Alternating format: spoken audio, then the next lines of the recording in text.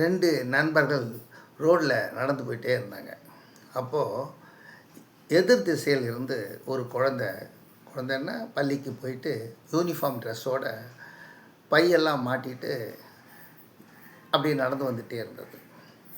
எதிரில் வேகமாக வந்த ஒரு லாரி அந்த குழந்தை மீது இடிச்சிடுமோ அப்படின்ற ஒரு நிலையில் இருந்தது. இதை பார்த்த அந்த 2 பேரில் ஒருத்தர் வேகமாக பாய்ஞ்சு போய் அந்த குழந்தைய காப்பாற்றிட்டார். அந்த குழந்தை தேங்க்ஸ் அங்கிள் அப்படின்னு சொல்லிட்டு போயிடுச்சு. ஆனால் கூட இருந்த அந்த நண்பர் கேட்டார், ஏம்பா வேகமாக போய் அந்த குழந்தைய காப்பாற்றினேன், அந்த விபத்தில் நீ பாதிக்கப்பட்டிருந்தா என்னப்பா பண்ணியிருப்ப அப்படின்னு அந்த கூட இருந்த நண்பர் கேட்டார். அதற்கு அவர் சிரிச்சுக்கிட்டே, இன்றைக்கி நாம் செய்கிற உதவி பின்னாடி உபயோகப்படும்பா அப்படின்னு சொல்லிட்டு சிரிச்சுக்கிட்டே போயிட்டார். 1 வாரம் கடந்துருச்சு. அந்த 1 வாரம் கடந்த பிறகு அந்த அந்த முதல் காப்பாற்றினார் இல்லையா அந்த நண்பர், அவர் வேகமாக ஓடி வந்துட்டுருக்கார்.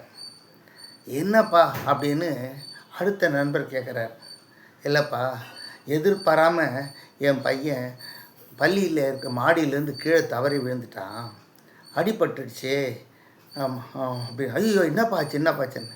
இல்லைப்பா, கடவுளாக பார்த்து யாரோ ஒருத்தர் தேவையான நேரத்தில் ரத்தம் கொடுத்து காப்பாற்றியிருக்காரு அப்படின்னு சொன்னார். அது கேட்ட உடனே அவர் ஒன்றுமே சொல்லலை அவருடைய நண்பர். ஆனால் இவர் சொன்னார், பார்த்தியா, அன்றைக்கி நாம் செஞ்ச உதவி தான் இன்றைக்கி கடவுளாக நமக்கு ஒரு உதவி செஞ்சுருக்கார். இதை தான்ப்பா நாம் கடவுள்கிட்ட எப்போவுமே வேண்டிகிட்டே இருக்கணும் அப்படின்னு சொல்லி நினச்சி சொன்னாராம்.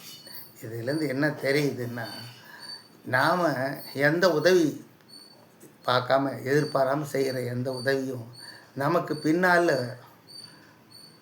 நமக்கு உதவ யாராவது ஒருத்தர் வருவாங்க அப்படின்றது தான் உண்மை. இந்த பதிவை கேட்கக்கூடியவங்க சப்ஸ்கிரைப் பண்ணுங்கள், லைக் பண்ணுங்கள், உங்கள் கருத்துக்களை தெரிவிங்க.